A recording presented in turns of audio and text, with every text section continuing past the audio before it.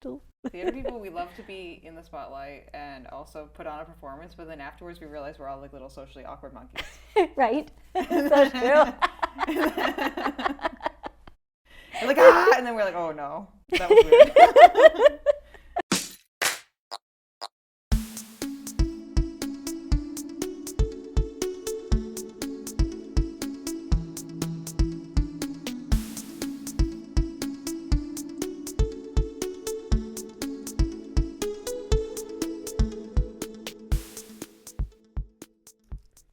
Hello, and welcome to Runnah, running on Cape Cod in Massachusetts and beyond. And I think I said runner again instead of Runnah, but that's okay. We're going to keep that in because I know I keep doing that.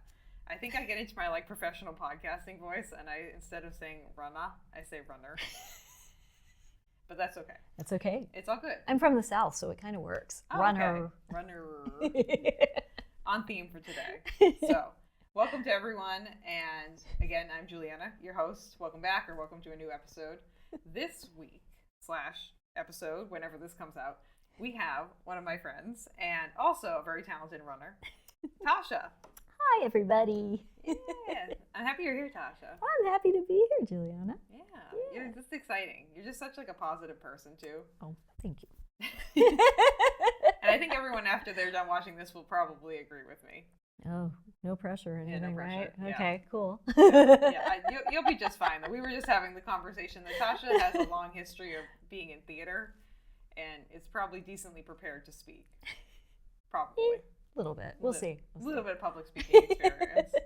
But I think what we should start off with is talking about how you got started running. Like, what is your running origin story, Tasha? Okay, well, it all started when I was in the 3rd grade. Really? Yes. Okay. And so my dad was a runner. He actually started running when my mom was pregnant with me, and he was putting on that pregnancy weight with her, and was like, oh, I need to do something about this.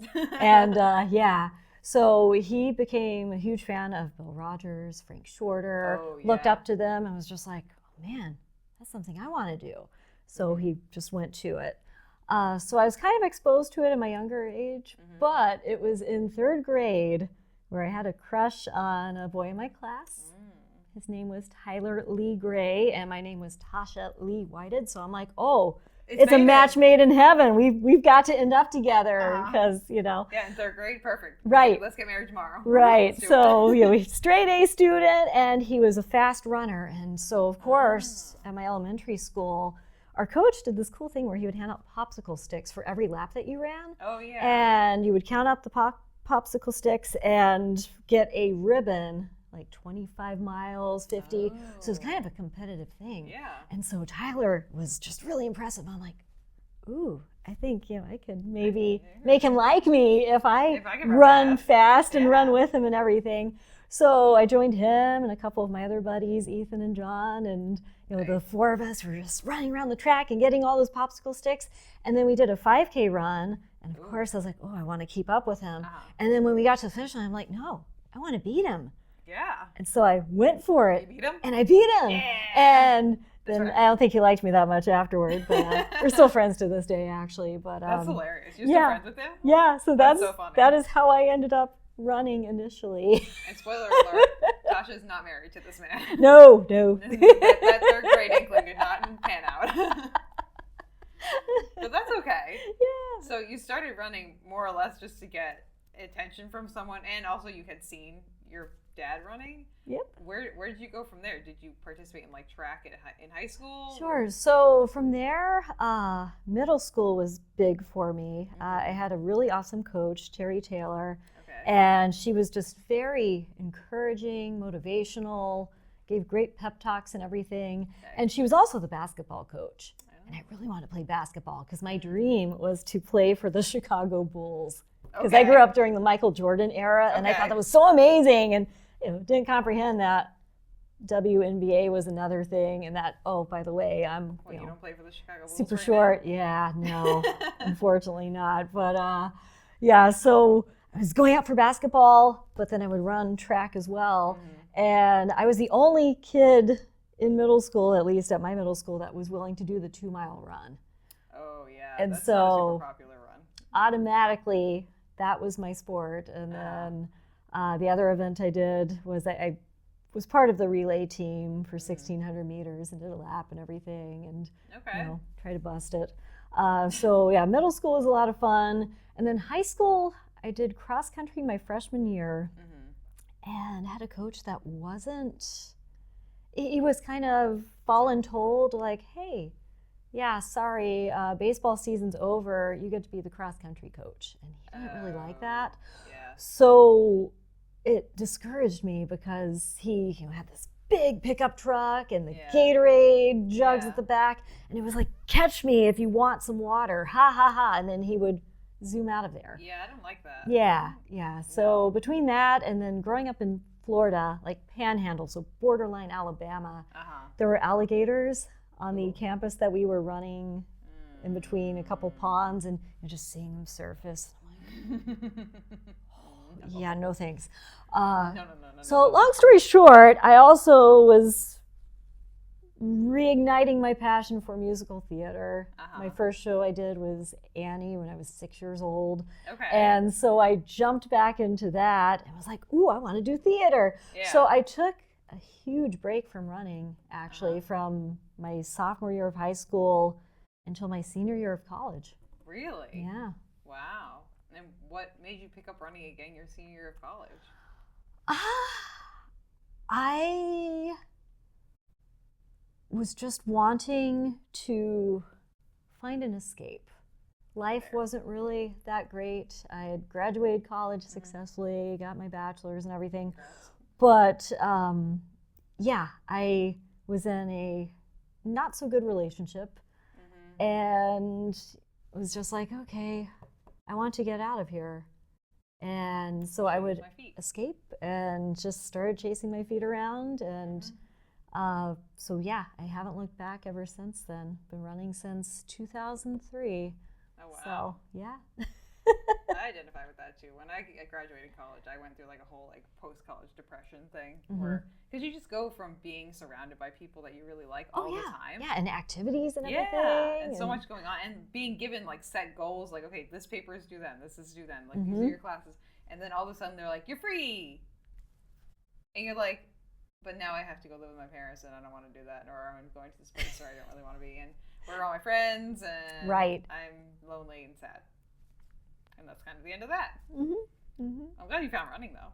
I am too. Yes. That's a good thing. Yes, and I didn't have to chase after any boys this time around. So. Yeah, that's a nice thing too. We like that. Yes. Yeah, the boys come to us. We do not chase them. So, because I know that, like, obviously, your love of running did not end there at all. Absolutely not. So, what kind of led you from just running for your mental health, more or less, to running races? Like, where was that transition happening? Sure. So, when I got back into it, it was just starting with a 5K run, and it was at altitude because it was out in Utah. And I just remember, Is that where you went to college in Utah? That's where I went to college. Yeah, I went to Brigham Young University. What was your major at college? So I majored in geography with an emphasis on travel and tourism and a minor in music. Oh yeah, there we go. That's more like it, Tasha. Yeah. I wanted to do theater, but the university said I was too old at the age of 22, so. Really? Yeah, weird. Wow. It was a great university, though. I'm not discounting it, but probably just a few misguided individuals making that statement. Yeah. But it's good though. We give it a thumbs up overall. Right? Okay. So so I just did sign up for a 5K and was the whole time going, dying. This sucks. But then 2 days later I went, I'll do it again. I think I can get faster.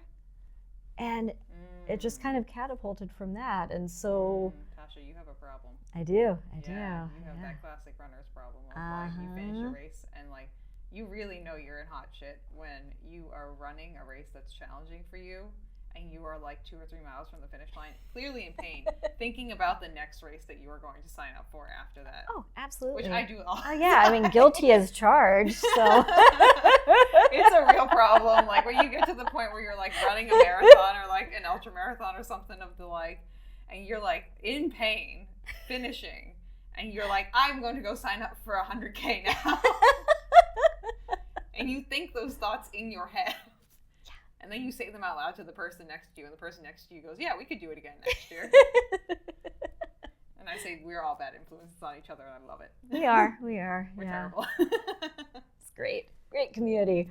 But so after I left Utah, my dream career, once I graduated with my degree, was to work for Walt Disney World, because growing up in Florida, that's, everyone dreams of like working for Mickey Mouse. So and you're like a theater kid too, so that's kind of an inclination, right? To want to do something like exactly. That. So and I, had an aunt who worked there. Oh, there you go. Yeah, she was in entertainment for a bit, and then worked graphic art design and everything. So it's in my blood. But yes.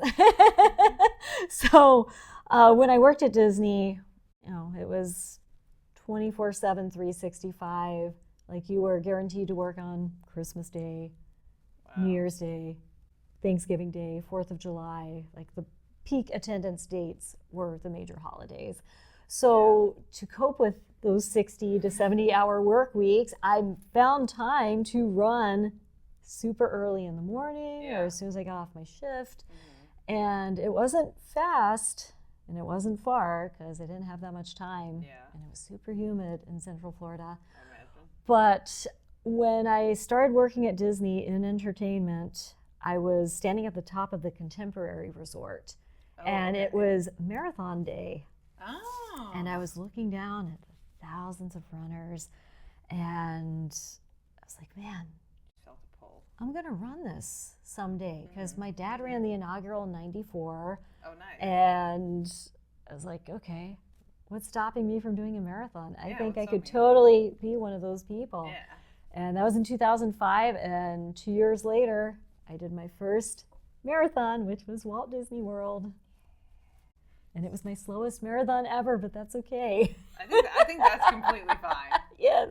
I think I've done it backwards. My first marathon was like my second fastest, and like they've only gotten slower from there. So I'm just like, but for me, it's like I think you're the same mindset now currently too. I can't say for like where you were when you were in your first marathon, and I wasn't in the same mindset when I ran my first marathon either.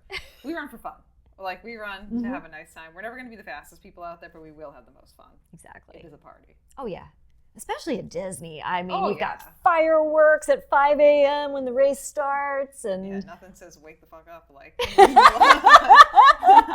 like blowing off a firework in someone's face at freaking 5 a.m. Right? But it's the most magical place on earth. So everyone, was waking up at 2 a.m. to make sure to get there, to be in their corrals in time. So you pretty much hiked like a mile just to get to the start line in costumes and whatnot. I never was a costume person. I'm gradually I'm not, but doing that sometimes, but yeah. I'm much more function over like costuming. That's my question too, is like I see these people in these costumes and like, where are you chafing? Like that must be very painful. Oh, I know, but they look fabulous. Yeah, some of these people really like know how to do it. Like, I want to do a costume for when I run the London Marathon, because apparently costumes are like a really big thing there. Yeah. But I'm just like, okay, how can I make the lowest maintenance Harry Potter costume that will literally just be pieces of running clothing? Because that's what I want. I want functional. I do not want like. I'm all for function. Yeah, I don't want like me running with Team for Kids was great because all I had to do was put on the singlet and I could put that on over everything. I was like, this is Julianna's costume right here. She wears her Team for Kids singlet. But did you dress up for the Disney Marathon when you were in it?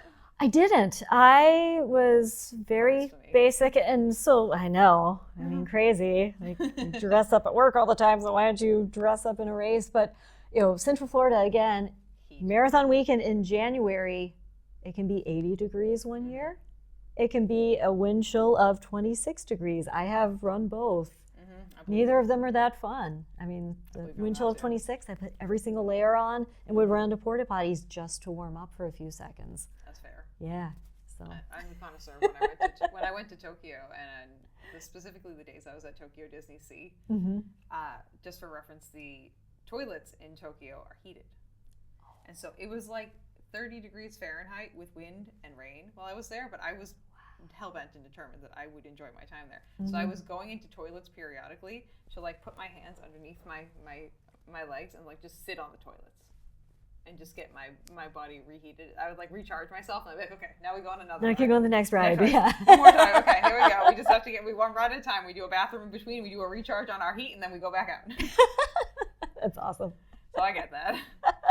That's totally valid. But I think that's too why, like, when I travel for a marathon, that's the most clothes I ever bring with me. Oh, absolutely. Because, like, if you're going to be out there for 3, 4, 5, 6 hours at a time, exposed to the elements the entire time, I will be bringing every single version of a jacket that I have. Oh, yeah. And every single leggings options, all the sock options. Yeah. Like, headbands, hats, you name it. We Absolutely. got it. Yep. We're like...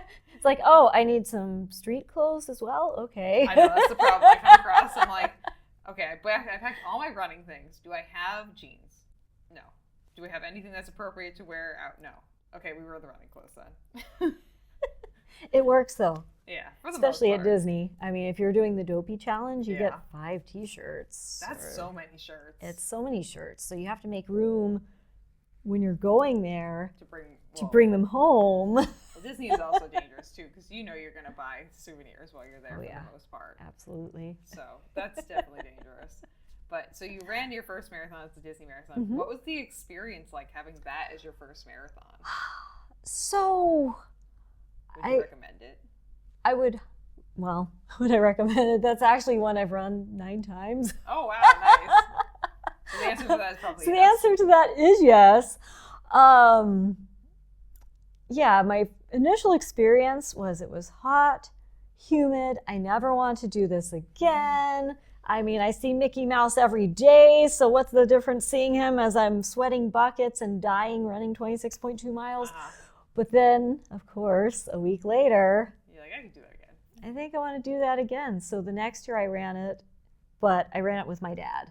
Oh, that's wonderful. And that was pretty special. Yeah. Until it wasn't, because, super competitive dad, which is where I get my competitive drive from, and he would run ahead of me and be like, catch up. And I'm like, you know what, you just go ahead and no, because we're doing this together. And so, like, yeah. We're not doing it together if you're trying to make me speed up. Running together means we're both aware of each other's paces, not just yours. Exactly. Thank you, good sir. So I was dragging and dying, but he did help pull me across the finish line, and it was a great feeling. Literally or mentally, or both? Both. I'd say both. And that year, too, so my inaugural year running it,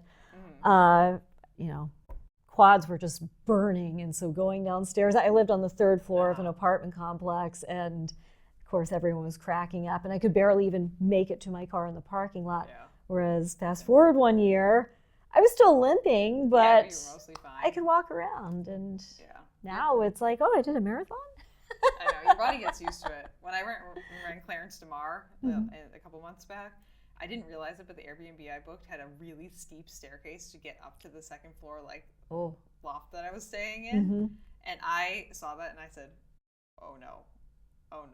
But then after I ran the race, I woke up the next morning, I was fine. I was like, oh, okay. Nice. This is just like muscle memory. And like even when I ran New York last year, or like when I ran Tokyo, I was fine. Yeah. I didn't have any issues. But I think your muscles just get used to it after a while. They do. If you like keep on top of like doing distances and stuff. So, well, that's good. Yeah. I'm glad you had a first like good experience with your marathon.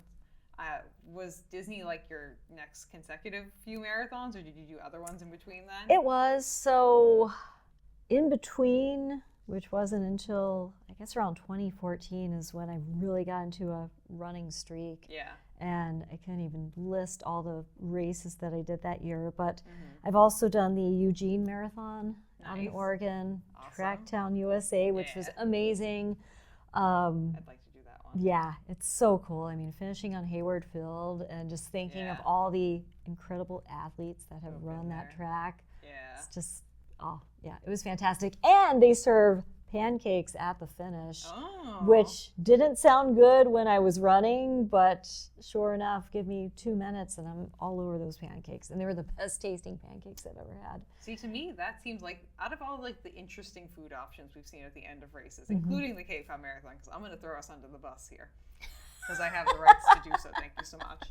But that seems like honestly the best like non-banana chip, like, you know, like non-like basic food options Yes. I've ever heard of it at the end of a race. Like, Oh, people it's are like, great. like we had the Fountain Road race, hot dogs on a hot, humid day in the middle of August after you're like sweating. I'm like, no, I don't want a hot dog in my hot body. Mm-hmm. Like, I want like a popsicle. I want like, give me something cold. I want something cold. Or like even the Cape Cod, like no part of me wants a bowl of creamy chowder at the end of running. It's true. My whole stomach is gonna just like. Someone else was saying like they hand out like cartons of milk. I was like, I don't know if I want milk. Like chocolate milk was a big thing for another race I was talking about, and I was like, I don't know if I want that. My lactose intolerance is not on top of that. Yeah. But like the simple carbohydrates at the end, I feel like that's fine. Oh like, yeah. That sounds like a nice time to me. Yeah, it was great. Yeah, that's a great idea. Yeah. Kudos to the Eugene Marathon for really thinking it through. And that community is so fun too, because I mean, obviously it's a college town, and so you've got just all the like built-in cheering squads. Oh, everywhere. you do. Yeah. I mean, they're in costume and they're offering shots of whatever and gummy bears, which was the first time I actually tried gummy bears on a course. I'm like, this is a magical food. Sugar. It's all sugar, Who but knew? awesome. And cheaper than booze and gels and Yes, stuff too, yes. which is nice. Did I tell you that when I ran Clarence DeMar, when I came around the corner to like mile 25, I had a trail style aid station there? Oh. It was not sanctioned by the course. It was people who had their house there. Okay, yeah. But there was a sign that said trail style aid station ahead, and I said, what does that mean? And so I turned the corner, and they're standing there with beers and whiskey and Fireball, of course, and hot dogs and any kind of alcohol I could want, and also just like pita pockets, hot pockets. They had like everything. I was like, oh, okay, I understand the assignment now. You guys really showed up. They're like, do you want a shot of whiskey? I was like, I don't think I'm gonna get to the end if we do that right now. Like, I'll catch you later. Okay, great. But I'm glad that you had some like good marathoning experience, Tasha. Oh yeah, that's awesome. And then I did go back to Utah and ran the Utah Valley Marathon in Provo, and that's a gorgeous course because you're just seeing the snow-covered mountains in June, and it's rolling hills. The elevation doesn't really bother you because even though it's like 4,000 feet elevation gain at the beginning, it is a downward downward race, and sounds like a perfect race for me. I think I would like that race a lot. It's fantastic. Yeah. And you get to hear the cows mooing at the beginning, like around the first 2 miles. So that was a fun one too. I love that. I love all the different experiences that you get when you start running races. Yes. Like not only just like interpersonally with the people that you meet, but also just like you get to see cool things. Oh yeah. I think that's something that people who don't run don't realize, and like it's one of my favorite things about running when I travel, because like a lot of the times like I'll be like one of like or the only person who goes out running in the morning when I'm traveling, but I get to see like so many more things than the people that like I'll come back from a run and be like, guys, I just saw this palace and I passed this cool statue, and then I went and I passed this like really cool tower, and then there was an art museum and I took a picture with the art thing, and like I'll see like, Julianna, did you do the tour of the city before we even did the tour of the city? I'm like, I guess, yeah. Like we went to London and like we were only there like 2 or 3 days, but I ran every morning, so I got to see like so many more sights than like everyone I traveled with. Yeah. Like even just going out for an hour, like I was like, wow, look at all these cool things. Really get my money's worth over here. It's fun to like see those things and like be able to bring those extra memories back with you. Oh, absolutely. And I am guilty as charged of when it comes to traveling, it always revolves around a race. Oh yes. Yes. Yeah. I mean, most of my travel has kind of came from that. Yeah. Like I'm even thinking to go back and visit my best friend Jeff in June, and I was like, is there a 5K we could do together? We could do that. That'd be fine. Or like a 10K, you know, it'd be fine. It's great. Yes. Yeah. I'm a fan of the World Marathon Majors, mostly because they give me a place to travel to that I wouldn't necessarily go on my own. And then it kind of creates like, it just prompts me to go somewhere I wouldn't go on my own. Right. Yeah. Like when I went to Tokyo, that was cool. Yeah, that's awesome. But talking about like traveling and moving, how did you get here in Falmouth, Tasha? Because we're talking about you in Florida. We talked about you in Oregon. We did not talk about you where we currently sit. So it all started with me just throwing darts. Not really. So working as a military civilian, I have the good fortune of I could stay put in one location for the rest of my life, or I could hop on USA Jobs and apply to something else. So working for the military, I've lived in Washington State, Ohio, Colorado, West Virginia, and Massachusetts just spontaneously popped up out of nowhere. In 2019, I traveled to run the Boston Half Marathon. Oh yeah, the BA half. Because I'm like, I'm never going to qualify for Boston, but I want a unicorn medal, and I want to say I ran something that has the unicorn on it. And if you flash the BAA half medal fast enough, no one knows. Right, exactly. Yeah, I mean, you get the matching Adidas shirt and everything. And obviously not like a big secret, but like secret for people who don't know. You can just buy the Boston Marathon jacket without running the Boston Marathon. And you can also buy them used on used clothing websites for like $30. Not even, sometimes they're like $5 because people just want to get them out of their house. Yeah, I'm not one of those people though. I have to earn it. Oh no, the 2 times I ran Boston, I ordered them online and I had them with my parents when they finished in the packaging, so that way if I did not finish, I would mail them back. Nice, that was smart. Luckily, I finished both times and I had both jackets. Good for you. It is kind of sacrilegious to wear the jacket without finishing it, even though the number of people who walk around Boston wearing those jackets before the race even starts is wild to me. True. They did not get the notification. But you know what? Hey, it is what it is. So you flash that BA half medal, you wear that used Boston Marathon jacket, and you be like, hey, look, I ran Boston. Half. And then walk away. No one has to know. No. We won't tell on you. So you came up here for the half. So yeah, I came up here for the half, and then at the time it was the Reebok Women's 10K, which was the following day. Yeah. And so I'm like, I have done the Dopey Challenge already, so what's a half marathon and a 10K instead of a 5K, 10K, half and full? And came out to Boston, spent 3 days, did an Airbnb, just hanging out in the Back Bay area, and walked all around, did the Freedom Trail and everything, and loved it. Yeah. Didn't know anything about the Cape, but fast forward to during the pandemic, and I had actually left working for the military to be a park ranger for the state of Washington. Yeah. Which, had its perks, but maybe not what you wanted to do long term. It was not the dream career that Yogi Bear made it out to be, so I want to be that park ranger and just... You prevent forest fires. Yeah, Smokey too, But, so during that, I was just like, I've been in the Pacific Northwest for a while, and I love it out there. I mean, it's my most favorite place. It's so magical, just the evergreen trees, and you can be, it's on my bucket list. You need to run a race. There's so many great races out there, too. I have so many races that I want to run over there. Yeah. Oh, I'm going to St. Louis this summer. That's not really all the way over there, but it's closer. It's closer. I've been to Chicago, which is closer. Okay, you're gradually making your way across the problem is time zones. We're kind of getting derailed by the bigger things like Tokyo and Sydney and things like that. The Tokyo thing kind of derailed some of my non-international travel plans a little bit. But I'm not taking that as a loss at all. Right. Yeah, I wouldn't. Yeah, that's amazing. That's so cool. Have you been to Tokyo? No, I haven't. Oh, Tasha, I don't even have a passport yet. You don't have a passport? I don't. Yeah, I know. But when I was in Washington, I had an enhanced driver's license, so I could cross the Canadian border. That was pretty cool. Okay. Yeah. We got to get you a passport. I know. That's 2025 resolution. Yeah. Yeah. You would love Tokyo. Yeah. It's so cool. I had the best time. I'm excited to go to Berlin this fall too. That'll be fun. Nice. So, very cool. Yeah, nothing about me. This is not mine. It's my podcast, but this is not about me.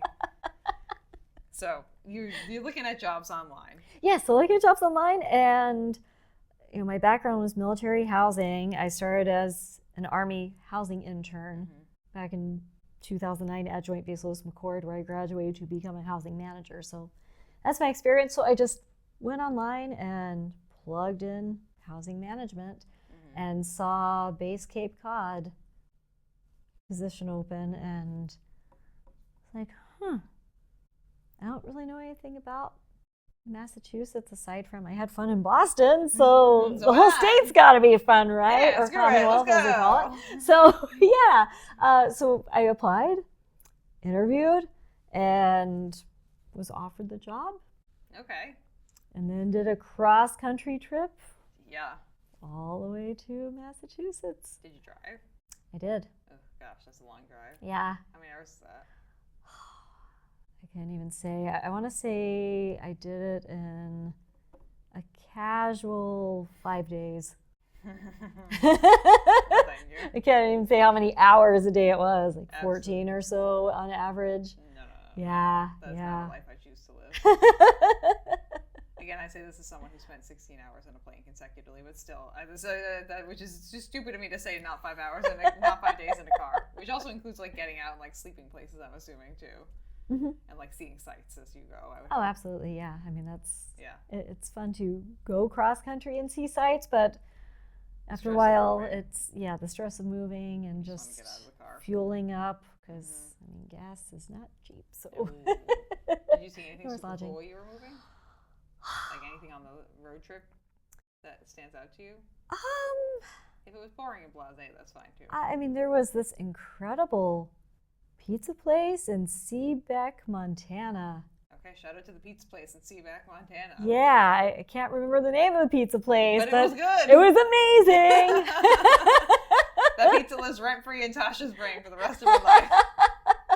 Don't get me wrong, we have some great pizza places here too on the Cape, But in your head, like I feel like the things that live in your brain rent free are a combination of like the right time, the right place, and the right thing, like all just kind of hitting it off. oh, like, for sure. Like yeah. you were so hungry, you were tired, and you were probably walked in and they were kind to you, and like, And it was the only place that was open. Yeah. And so you're probably so thankful for that. And then the pizza was probably subpar to good, you know, and it just like exactly hit what the you were looking spot. for. Like that's what I needed to pick me up. So, so that was memorable. And then I'm blanking a name on which I shouldn't, because they have signs every almost 2 miles for this truck stop, if you will. Buc-ee's. Is it Buc-ee's? It's not Buc-ee's, no. Okay. No, it was Wall's drugstore in South Dakota. I can't remember, but it was interesting. Truck shop?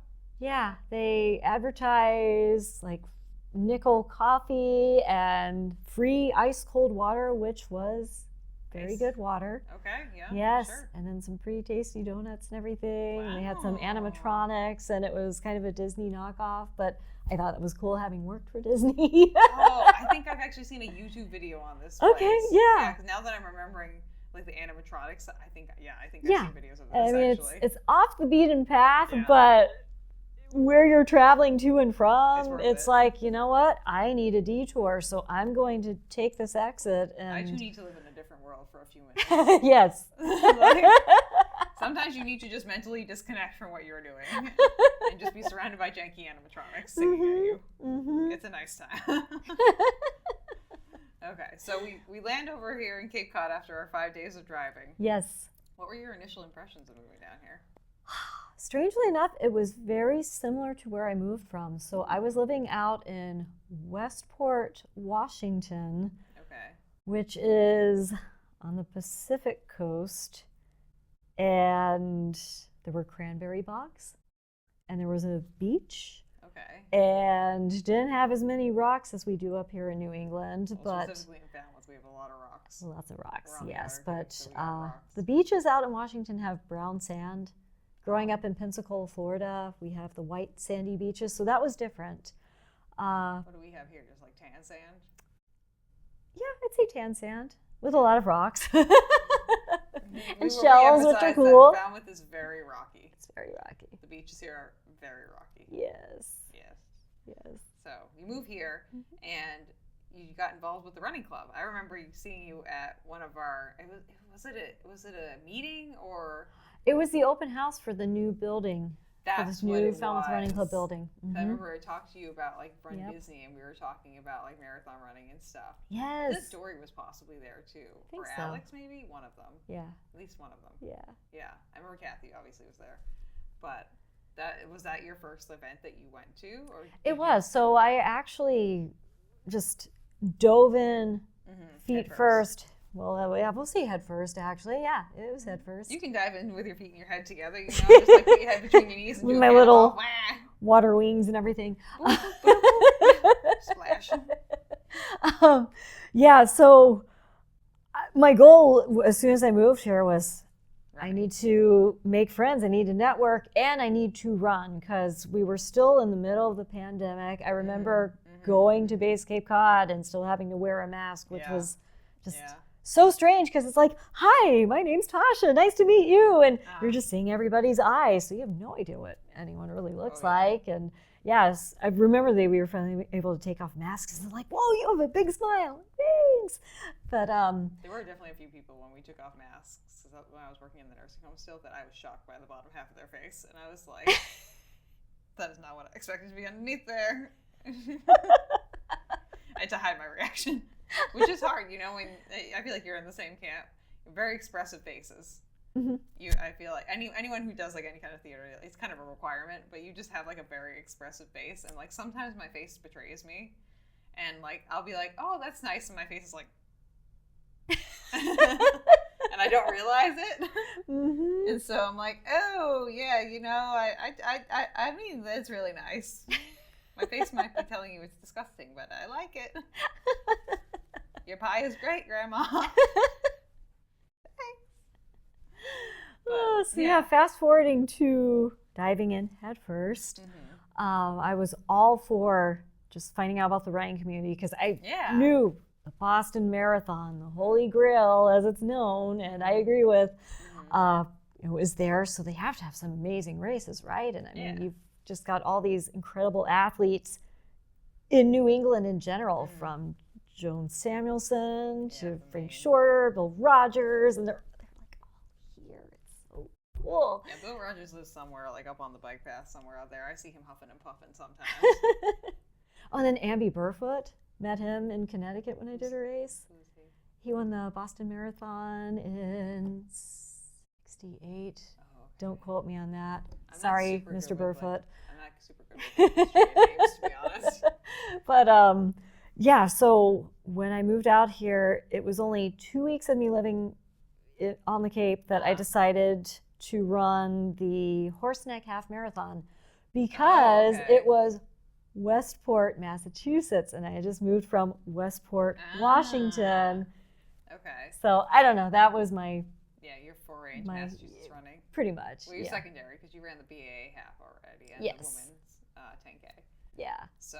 Yeah, but it was a great experience. That's good. Just running along the beach and everything. It was a very hot and windy day. I remember that, especially along the ocean. But what was cool about it is. Say ocean, Tasha. Yeah, well. That's very like Western. Ocean. Oh yeah. Midwestern ocean. There are certain words that people say where I'm like, I was just talking to someone the other day and they didn't tell me where they were from, and they said like something like coffee or something. I was like, oh, you're from like Dorchester or something, aren't you? They're like, yeah, how'd you know? I'm like, you said that word real strong. Coffee. Coffee, you know. All you Massachusetts people going around the Rotary and getting a drink from the bubbler. Tasha's like, I kind of understood that. Kind of. Well, to be honest, when I heard about rotaries. Oh yeah, the Rotary. What's that? It's a roundabout. What do you mean a rotary? And I had no idea that I would be white knuckling it and playing Danger Zone. That coincidentally, Danger Zone from Top Gun was on the radio the first time I drove in a rotary, which kind of added to the whole experience. You're like, oh yeah, that was scary, but it had ambiance. Yeah, it's like I lived. I can do this. Woohoo! Yeah, no, that's the thing that deters most people. People here don't like going over the bridge, but they really don't like the rotaries. The rotaries live rent free in people's brains. That's like their enemy forever and ever and ever. Oh, they are. Which is valid. Yeah. You know. So you move down here, you have a fight with the Rotary. You go run a half marathon. I run a half marathon, and the cool thing about that half marathon is it was the, I guess, comeback event from COVID. So I remember all of us cheering and crying and just so happy to be at the start line. Yeah. And so the camaraderie was amazing. That's great. And just chatting with everyone. And of course, I still have my Washington license plate. Yeah. And It's like, hey, I just moved here and tell me all the great stuff. And I remember being members of the Rhode Island Roadrunners Club, which I actually signed up for first before Falmouth. Oh. I had not known about Falmouth. Well. Don't worry, I won't tell Jack. But they were a great group. I mean, they were sitting around the parking lot. They offered me beer, which I'm like, yeah, I don't drink, but thank you so much. And just very chill. Yeah. They're like, hey, join our club. I'm like, yeah, I'll join your club. And I did. And have been volunteering at the Mile 18 water stop on the Boston Marathon course ever since. Yeah, it is. Them and November Project. So cool people. That's a good group of people right there. Yeah, they're great. That's a lot of fun. So how'd you get involved with, so you got involved with the Falmouth running community? Yes, so that was just happenstance of finding the website, because I looked up any running club in Massachusetts that was close to me, and that was the closest. And I remember just stopping by the building one day on a run around town, and lo and behold, there is Kathy. And so I just said, hi, I'm brand new to Falmouth and the community in general, and would love to join the club. And she immediately, in her awesomeness, gave me all the brochures and told me about the club when all the Wednesday night track workouts are, which I've not been to. Sorry. I don't really like running at the end of the day, especially this time of year. It's freaking freezing. It is. Props to everybody that does though. Shout out to you. Yes. Yes. That's not me. But it could be you. You too can go run with the Falmouth Running Club at the high school track at 5:30 on Wednesday night. You viewer out there. But yeah, so Kathy's great. I think what you probably found and what I found from the Falmouth running community and also myself is that anyone who's involved in the Falmouth running scene, has their toes at least dipped in the pool. Oh yeah. You ask them about it and they're like, let me tell you everything about the Falmouth running community. We're very let me give you all the information all at once. Oh, it's fantastic. And the fact that we have the Cape Cod Marathon, we have a lot to Falmouth Road Race. I mean, you've got massive races here in this town, and plus all the little ones too, which is fun. Yeah. Oh yeah. You got the Seagull 6. We have what is now the Surf Drive Mile, which was the Main Street Mile at that point. We got the trail race too. Yes, and then the whole Women Run Cape Cod that was started in, what was that, 22? Yeah, I think this is Mary's fourth year now, going into the fourth year, I believe. Going into the fourth year. Yeah, and this will be my third year now. It keeps growing. It's pretty cool. Yeah, I think it's exciting. Yeah. So you kind of get the bug of Falmouth running. You do. You do. There's no way to avoid it. It's just no. This is the town that I've been in that anywhere. And Oregon is probably a really big competitor against this, but it is. Any time of the year you go out, any time of the year and day and whatever, 365, 7, whatever days and time, with years, hours, whatever. My brain is not working properly. That's okay. Words. Words. I'm a professional talker. Thank you so much. I know how to use words. So anytime you go outside in Falmouth, there are people running or walking or doing a combination of the two outside, no matter what the time of day. Or I go out at 4 a.m., there are people out running. I go out at 7 p.m., there are people out running. Sometimes you go out at 2 a.m., you see Greg Stone running. And he's a wild human. That was a deep cut for anyone who's part of the Falmouth running scene. Which I'm assuming is most of our viewers. So. But then, of course, as a runner, it just comes naturally as you're driving along and you see someone running. I want that to be me. What time is it? I want to be out there. I have to go to work. Well, it's the worst when you're injured. That's when it really hits you. Yes, it does. You have that and you've gone through that a lot, Tasha. I have. You and I are both in that injury boat where we float in and out of the injury boat every so often. But you've definitely had a pretty decent road in the injury boat recently. I have. Yeah. Yes. Let's talk about how you're getting through your injuries, and also how you kind of found ultra marathon running, which kind of together for someone who's not super knowledgeable about ultra marathon running sounds like an oxymoron. That you're yes, I'm very injured, so I will run 100 miles instead of 26.2. Thank you so much for asking. This is the cure to my disease. I will see you later. There is a method to my madness. Yeah. Yeah, I think when you talk about it, it makes sense. So let's talk about it, Tasha. So, going from it, again, I always knew I was never qualifying for Boston. Did you run Boston? I have run Boston. Okay, cool. Thanks to the Falmouth Running Club. Volunteer many hours, and you too can potentially get a bib. That's how I've run it twice too. The second time was Jack great. emailing me being like, Julianna, would you like a Boston bib? Because it was the fall version that like no one, like I think someone had dropped out and we had to retain our bibs or something. Oh, man. And so he knew that like because here's the thing, people. If you have, so most of the organizations that are running clubs and nonprofits for running, more or less, in Massachusetts are allotted a certain number of bibs from the Boston Marathon to give out to their members who they see fit to give them to. And it's up to those clubs to determine who they go to. So they'll give you a certain number every year. And if you don't use those bibs, if say they give you 3 and you only use 2, like 2 years in a row, they'll be like, oh, you only need 2. And so they'll start sending you only 2. And it's hard to get them back once you lose them.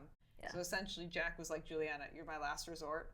Please, will you run this so we can retain having 3 bibs instead of only 2? And he knows that if you tempt me with a marathon, I will do it. And that's just kind of the long and short of it. And so I said, fine, whatever. And I did it. So. Man, was that 2021? Yeah. Okay. That was my better of my 2 years. See, I signed up for the virtual just to say I ran Boston. And the cool thing is I actually met some ladies while training for the marathon. I went and, had the tea drop me off in Framingham. Oh, I remember you doing that. And Ashland and just like, I'm going for it. And I parked at the Common, so I have to get to my car. My car is over there. And it was awesome. So yeah, for the virtual marathon, and this is kind of where my ultra marathoning started, was the 2021 virtual marathon. So I parked at the Common, hopped on the T, and I think Ashland is the furthest that it will go along the Boston Marathon course. So that is still 3 miles away from Hopkinton.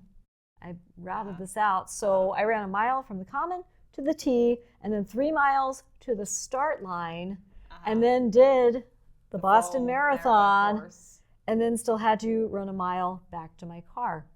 So does that put you like 30-ish miles for the day? Yeah, so you ran a 50K essentially. Yeah, so I ran a 50K that day, and I'm like, whoa, I'm an ultra marathoner. Yeah. But I did the virtual Boston Marathon along the course, and that was a cool experience too, because there were so many people that year, especially again with COVID having been, a recent thing, that everyone wanted to run out there. And so there were quite a few, I forget what the time frame was. I ran on a Friday with the women that I ran with because it was not as busy, I guess. Yeah, I remember a lot of people posting like them running on the course, like at some point during like the week/weekend of and before. Yeah. For the most part. Yeah, so that was pretty cool. Okay. And that just kind of gave me the bug of, well, I did all that in a day. Because before that, just briefly rewinding back to Washington, there were a couple virtual challenges through the Yeti Trail Runners Club that's based out of Virginia. Okay. And one of them is the 24-hour challenge. And you run so many miles every couple of hours where it adds up to being a 50K within the 24-hour period. Which is very manageable for anyone that wants to just dip their toes into the ultramarathoning world. I mean, you have 24 hours to do it. You're taking breaks in between. You can have your lunch and whatnot, and then, okay, let's get back out and hop on the treadmill or go outside or whatever you want to do. Yeah. And then after that, I did a 50-mile virtual challenge, the Yeti 50, and did all of that within 24 hours. And I'm like, okay, I got this. So yeah, Boston was just the next segue into ultra running.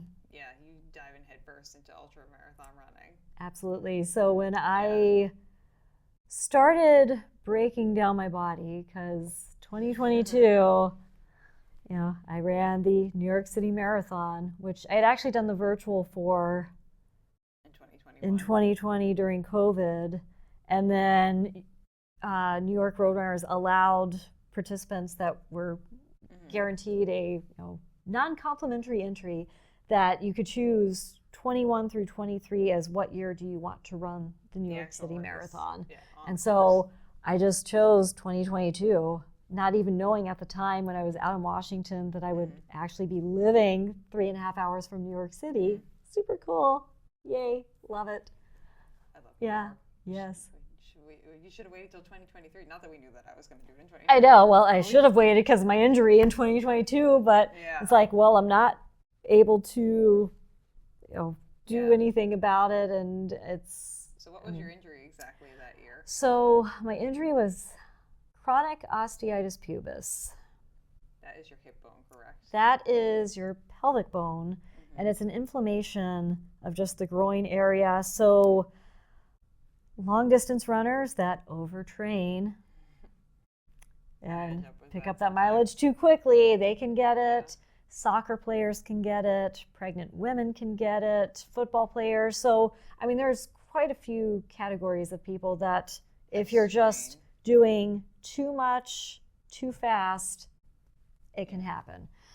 And so I had not been diagnosed with that just yet, and being a stubborn runner that I am, it's like, okay, I'm doing this. And I took it slow and steady. I finished in 4 hours, 45 minutes. That's pretty good.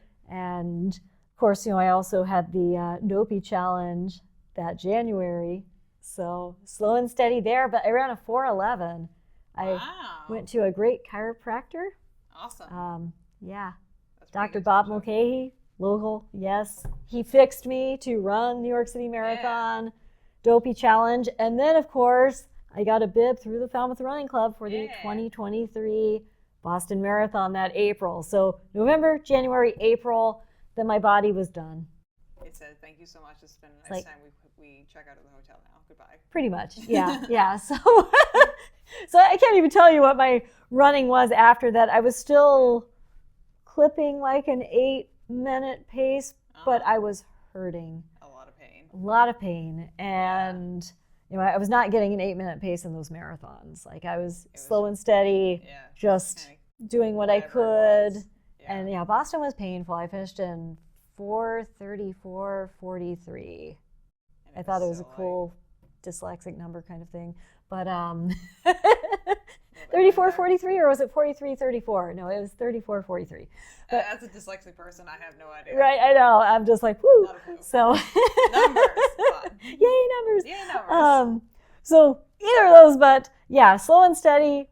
Was hurting, but was so happy to have finished. And my parents traveled up from Florida to watch me in that marathon and everything.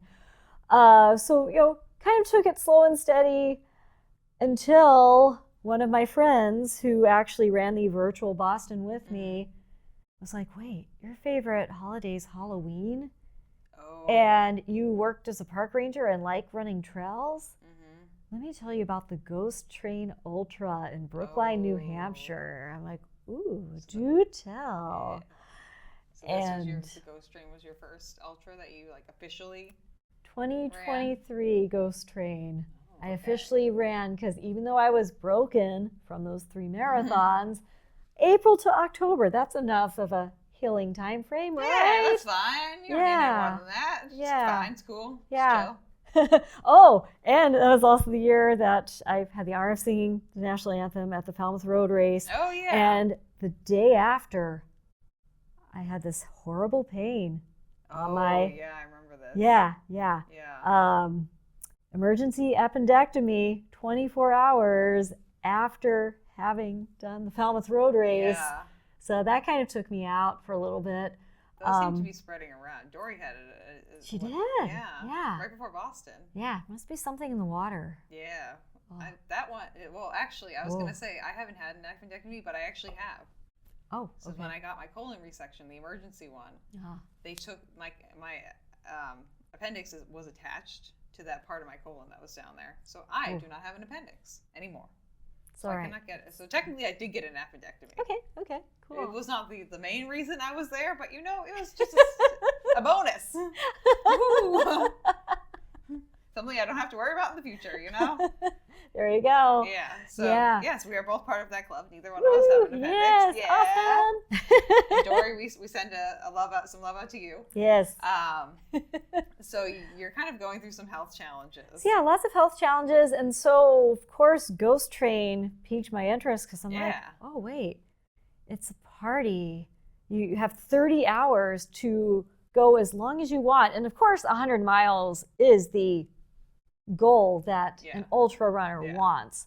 Yeah. And in 30 hours, that is doable if you train properly. But with all my injuries, you were like, that's probably I just wanted the experience of being out there, seeing the awesome Halloween decor. Yeah, being in the woods. Which is really cool. And the year I ran it, it was Friday the 13th. Was the night that you could camp out before the race started, the morning of the 14th. So, absolutely yeah. Not. I don't do scary things. Just that. I'm just like, no. Because Ben was trying to convince me. You've met Ben briefly. Yes. And he's obviously been on the pod.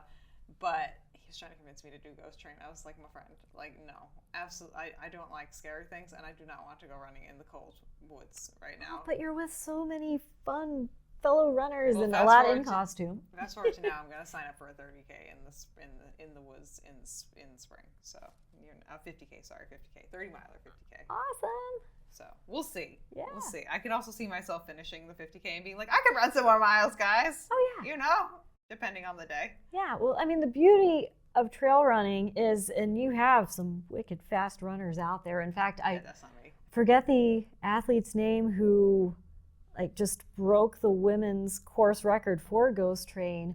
But I mean, she was just smiling the whole time and just had this smooth and steady pace. And I was 40 miles into my race when she had finished 100 miles. Yeah, that's like when you. That's like when she was incredible. Think about the elite people at like the major marathons or like any marathon. They finished in like 2 hours, like a little over 2 hours. I'm like, I if I'm lucky, I'm at the halfway point of 2 hours. You know, we're having a good day. If we're having a bad day, I'm not. But like, it's just, it's wild to me to think. I'm so floored by how fast people can do trail running because like I know. I don't understand. I mean, you've got the rocks and roots, especially in New England. I mean, it's wild. Leaves. And yes. Leaves are when I'm trail running, leaves are my worst enemy because they hide things. They do. I can't see the rocks and I can't see the branches and all the roots. Or the dog poop. The dog poop. Pick up after your dogs, everybody. I haven't done that yet. I've fallen on rocks already. I've only just forayed into trail running. This is like maybe 2 months of Julianna ever trail running. I just got my first pair of trail shoes. Oh, nice. Actually, I say got loosely. They were in the back of my closet in a box, unused. I did not know they were there. I was cleaning out my closet. I found a pair of Speedgoats from Hoka. Okay. They were fine. I took them out the other week. They were fine. Yeah. But like nice. Right now, I only go trail running with Ben because Ben doesn't want to really run on the road. So I say fine. Okay. He's slowly grooming me to pace him for one of his. That's great. Ultras. I mean, you're out in nature. The more I'm doing it, the more I'm starting to like it. Yeah. So. Yeah, it's my happy place. I mean, I still enjoy road running, and I don't know, there's just something magical about being out in nature and hearing things rustle in the bushes, and it's just like, oh, it's a squirrel. I don't know if I like that. It's an owl. That's cool. It's growing on me big time, but I think my level of coordination right now, where we stand currently, again, only like 2 months into trail running, my coordination level is such that I really just prefer to run on the roads because I don't have to think about where my feet are going as much. Okay. But I have a feeling my brain is starting to trend in the direction of, but Julianna, it's more fun if you have to play like hopscotch and like. It is. And like do all these things. Oh yeah, yeah. I mean, I've drank the Kool-Aid at the aid stations, and it's great because I mean, you do have obstacles, and to me, it's fun now as my body is slowing down. It's no longer about how fast can I go, but how far can I go? And at some point, it is your mind taking over. Like your legs are moving, which is cool, but running is like 80% mental. Oh, it is. I stand by that. That's just for me. Sure. That's Julianna science. That's not proven. But like, don't quote me on it. But like, unless you're just quoting me directly. But I think that in my head, like running is like 80% mental. Like you can get out there and your body, like if you blindfolded me and I was asleep and you drugged me, I could probably run from my house to Woods Hole and back, like blindfolded, like no issues, like just do it, like Yeah. no matter how tired I was. But like, you have to mentally be in the game to go like further than that. Like you can go a certain amount, like just like physically, your body will take you there, but like mentally staying in the game is the hardest thing. Right. Because you're like, I could quit. Then the problem is if you're running like a long distance or you're towards the end of an ultra race, you sit in that chair.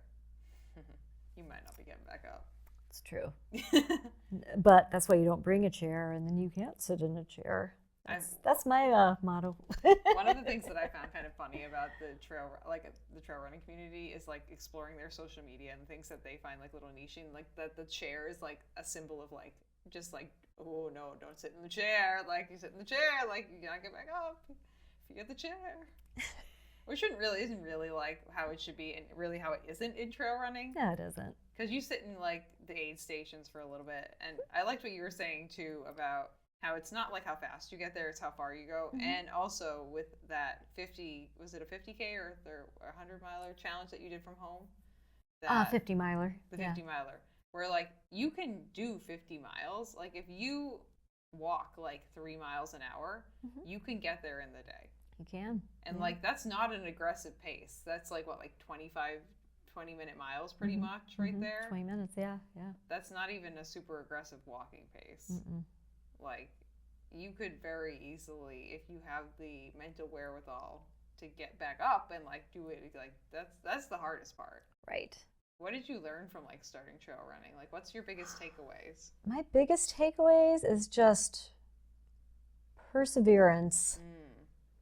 Because I mean, your body is going to start breaking down just because, I mean, anything that you put in your body, no matter how much you fuel, it's going to start hurting. You're going to start cursing at the world, and you're not going to want to keep going. But then you'll see so many people out there that are in the same boat as you. Maybe not as frequently in a road race, because over time people start dropping and you are more spaced out in the woods. And it's like, is anybody else out here? Oh, hey, yeah, I'm doing great. And oh yeah. But what I love about the trail running community too is, again, it comes back to the camaraderie, and everyone wants you to succeed. It's not even a competition. It's just like, we're all friends. You got this. We're all friends. We're all drinking from the same bottle. Yeah. Well, maybe. Sometimes. Depending. We're all eating the same gummy bears and pickles, which are my two top big pickle go-to. Yeah. Those are my go-to foods that fuel me up. It's kind of strange. But then there's another runner. I really don't think it's that strange. There are so many runners. Like, that is very. If you told me, I really am into just like, I eat bottle caps, like, and then I like to drink. I don't know what would be not a good option, like I can't think of anything. Gasoline, weird. Like malted milkshakes or something. It's like, ew. I drink malted milkshakes and I only eat like the plastic bottle caps as my fuel. I'd be like, okay, well that's a wild take that you had right there. But gummy bears and pickle juice / pickles is, I feel like, pretty average. Like when I went to Tokyo and they had like pickled plums and doll-shaped pancakes, I said, oh, hey, these are choices we are making now. Right. And it was cool. Cool to see like the different cultures, you know? Yeah. But like as an American, I was like, I don't, is this a thing that we do? You know? But I guess it is. And you know what? More power to them. Good for them. Yeah. So you kind of like got that camaraderie that you were not necessarily maybe getting fully in road running, because road running, I feel like, can be very competitive sometimes. Very competitive. And even if it is not competitive, I'm also guilty of like, I think I can catch that person in that blue tank top. I'm going to do it. And then you're just holding your breath until you get past them, and then you're dying, and then they pass you anyway. But yeah, I love reeling them in. But I'll do that on random runs. Yeah. Like I'll just be outside, especially during the summer where there's a lot more people out running, because it's just like our population down here in Falmouth like quadruples just over the summer. That's so true. Yeah. Well, even just the other day in Woods Hole, I was running, and this guy had a Cape Cod Marathon relay shirt on. I was wearing a Cape Cod Marathon shirt, and just like, I think I could pass him. And of course, he's got his his AirPods and everything. He wasn't even paying attention to me, but I'm thinking, okay, he's running alongside me. I've got to pick up my pace so I can stay ahead of him. Mm-hmm. Yeah, you can be competitive with people for no reason. Yeah, it's crazy. But in a trail race, you're just like, yeah, let's get to the next aid station and it's a party. Eat grilled cheese sandwiches and then go to the next aid station. And just like everyone's just happy to be around everyone. It is. It's so much fun. This is why I think I probably should be in trail running more too. Is like because like I'm also notorious for chatting with people while I'm running too. You know that if I see you out there running, I will come up beside you. I'm not. My main problem when I'm running, like especially in Falmouth, is not necessarily running to be competitive with people, but I'll speed up so I can talk to you. Like I will speed up so that way I can be next to you and be like, "Hello, friend," and they're like, I'm like, "Hi, you want to talk? What's going on?"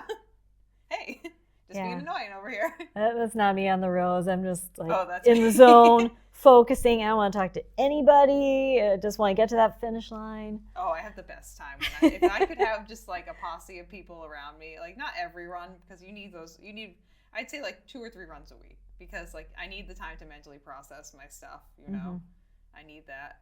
But like, I love talking to people. Tasha. This is why I have a podcast. I love talking to people.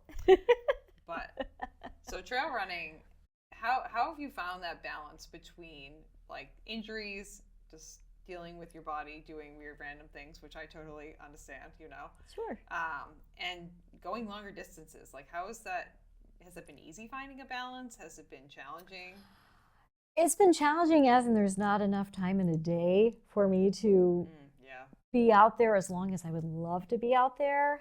Right now, where I'm living is just a mile away from the West Barnstable Conservation Area. Oh, you've got a nice spot out there. And the trails there are fantastic. Yes, love them. But I can't be out there all day because I've got a full-time job and also safety too. You know. Yes, that too. So we are, whether we like it or not, we're female presenting runners. So like. Yes.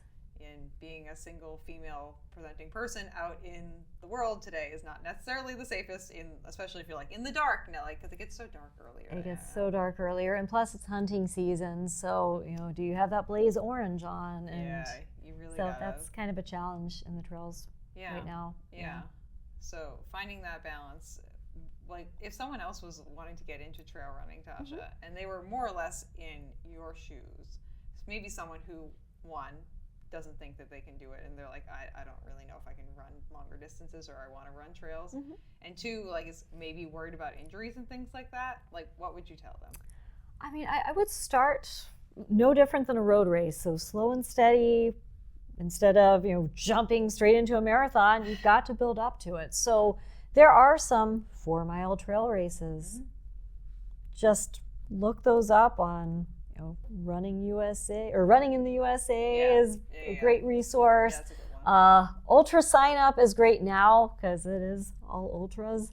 But that has a cool search engine because it'll let you choose the distance, the time that you're willing to run out there. Oh, that's cool. So it's pretty neat. And then I would also encourage someone who wants to get their feet wet to look at what time they are allotted for the distance of that race. That is a very good tip. Some of them, it's like, oh, you have 24 hours to run 100 miles, or you're going to DNF, did not finish. And that could make or break your first experience. So that's why I chose doing the Ghost Train, because 30 hours, and as long as you do 15 miles, you get the medal. You're not going to DNF. Like, you will get an actual time starting at 15, and then every 15 adds up, which is pretty cool. So that's a good one. And then I say that's fun. I'm like, that's fun. Just like casually being like, an extra 15 miles. I love how flippantly like runners, especially long distance runners, we're like, I just ran 20 miles. We're like, oh, that's a nice time, Tasha. And we're not fazed by anything. Like, people are like, oh yeah, I just ran like 100 miles. We're like, wow, congratulations. That sounds like a really fun time. You're like, it was. And we're like, and people who are not runners are like, are you crazy? Yeah. 100 miles on foot? Why?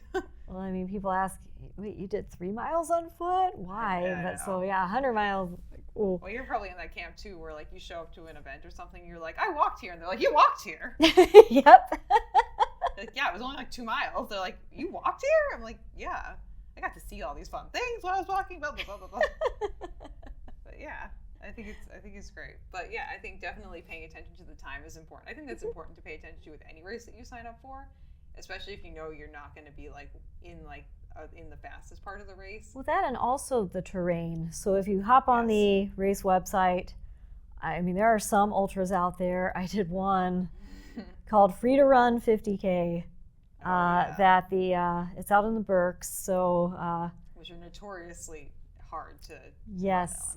So it was, I think, total elevation gain of 6,500. Is that like mini Jigger Johnson almost, kind of? In the sense of, yeah, it was, oh my goodness. Because that's the one Pittsfield State Forest is the location of the race. Okay. And Berks puts it on, so it's the Berkshire Ultra Running Club. Sorry if I got that wrong, Berks. But they do put on some great events. But yeah, this one in general, it's like, okay, well, I know I can run a long distance. Let me see if I can suck it up and actually do all of the vert that comes with it. So for anyone wanting to begin, I would look for something that is a little bit more flatter and faster and a few rocks and roots, but nothing too crazy when it comes to vert or elevation. Yeah, definitely check that out. Yeah, that sounds like mini Jigger Johnson to me, which anyone who's watching, if you watched Ben's episode, that's the ultra that Ben ran, which after my research is coined as the hardest ultra marathon on the East Coast. So, it's not easy. And I'm like, I don't know if that's for me. I don't think that's my calling right now. No. Rocks and me are not friends. Okay. I trip over rocks all the time. See, I like mentally being engaged the whole time because it takes away from my physical pain. Mm-hmm. So if you're watching your footing, and granted, if you're out there for 10 plus hours, especially at nighttime, things are going to look a little bit rockier and steeper, and your headlamp is not going to capture all of that, but that's my problem. You are focusing so much mentally that you're forgetting how much you're in pain. And then aid station, woo, let's party! Yeah. Maybe at some point, but right now, no. Yeah. I'm working on my technical trail skills. They're not very good, but it's only been like 2 months, so it's fine. That's all right. We're trying. But yeah, so maybe start off with something that's not quite as aggressive in the elevation gain / terrain as that one. Which there are plenty of those out there. I think one of the big misconceptions that people have for like trail running is that there's only ultra distances out there if you want to run a trail race. True. Which is not true. Like you just mentioned, like the 4-mile races, or like I think the name of the race I'm running in the spring is the Watapa. Oh yes, yeah. Is there in New Bedford or somewhere in that area? It is. I think Fall River. Actually. Mm-hmm. Yeah. So, but they have that race is the furthest distance is a 50K. They also have a 5K. So you can go run 3 miles on the trails too. Or Cape Cod Trail Race through the Falmouth Running Club has a 10K, 20K, 30K. Obviously, it's a 10-kilometer loop, but you can still do it. You can do it. Yeah. And you can also just go out on the trails and run. Be safe. Don't like be unsafe about it. Get the correct footwear and bring like your gear with you, and bring more gear than you think you need, because whether or not you need it, at least you have it. Yeah, bring emergency supplies. At least even if you're just going running out in the trails here in Falmouth, bring your phone with you. So just in case it's an emergency, you can call someone. And bring a Band-Aid at a minimum. Absolutely. And some water, a handheld water bottle, as annoying as that could be, or even a running vest. Yeah, just some carry kind of like backup something. fuel would probably be a good idea. And if you meet, you bring some toilet paper with you. It's a nice time. I second that. Yeah. Yeah, we love having a little bit of toilet paper on us, or a paper towel. The Bounty extra strong paper towels, so baby, you can use those for a lot of things. Put those into like a cut. You can put those. You can wipe your butt with those things. You can like stuff them in things to like stop things from like bleeding or whatever. Extra strong paper towels. Recommendation from Julianna. And chapstick. You can use chapstick for like everything. You get like the unflavored chapstick that works as like, and with the sunscreen in it. Right. You can use that for like everything. You're chafing chapstick. You need sunscreen, emergency, chapstick. It's true. Wind chafing, chapstick. Multifunctional. Again, this is why Ben thinks I should be a trail runner, because he's like, Julianna, you're so janky. I'm like, I guess I am. Oh boy. But okay. Well, I think we're kind of at the end of our conversation, Tasha. Yeah. I think it was really nice to have you on. Thank you so much, Julianna. Yeah. I think Been people are really enjoying to be on. Yeah. I think people are really going to enjoy the conversation that we had. So I'm happy with that. Cool. Did you have any like last thoughts, or maybe something you want to leave the viewers with, or like maybe a mantra that you have that you really identify with or are identifying with currently? Well, it is. So it's actually a Swedish term that is known as sisu. And it doesn't really translate over to English too well, other than, again, perseverance. Mm-hmm. And my mantra is embrace the suck. So when I am having a rough time, if I'm just, I always force myself to get out there, because I think even a 2-mile run is better than no run in a day. But, when things get rough, I just chant to myself, sisu, embrace the suck. And it just makes things better for me. Fantastic. That could work for some of you. It may not. Yeah. But that is my mantra. I love that. Yes. I feel like most runners have some kind of mantra that just says pretty much be in the moment, which is exactly what that mantra is saying. Yes, exactly. I love that. Yay. Well, Tasha, thank you again for being on. Thank you, Julianna. Yeah, and thank you all for watching this episode or listening to this episode of Runnah. Don't forget to subscribe if you're watching on YouTube or on your podcasting platform of choice. And if you'd like to get in contact with us, we are at RunnahPod at RunnahPod on TikTok and Instagram, and runnahpod@gmail.com. And we will see you on the next episode of Runnah. Bye. Bye. And then Julianna edits things, and she puts the exit music out, or she leaves that in. I feel like the weird things that happen add charm and just loveliness to this podcast. Nice. So, yeah. Thank you for listening to this episode of Runnah.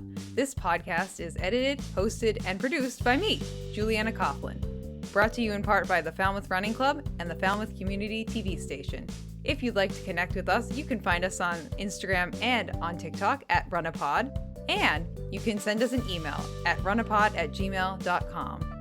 And our original theme music was brought to you by the one and the only wonderful Jeffrey Hutton.